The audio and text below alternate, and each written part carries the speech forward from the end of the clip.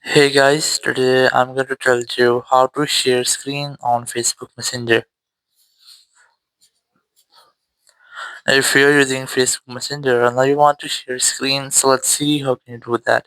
You have to simply open your Messenger app and here to select the person with which you want to share your screens. For example, I'm going to select this one. Just select that person and here you just have to tap on this camera option or the video call option in the top right corner. Just select that.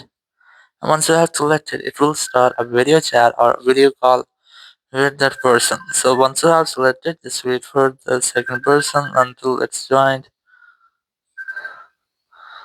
So once they have accepted your video call, you just have to scroll it up and just tap on start sharing. It's the share screen option. Just tap on start sharing and it will tap on start broadcast. So once you have tap on start broadcast, it will start your screen sharing. Just go back and open the app you want to share. So in this way, you can easily share your screen on your Facebook Messenger.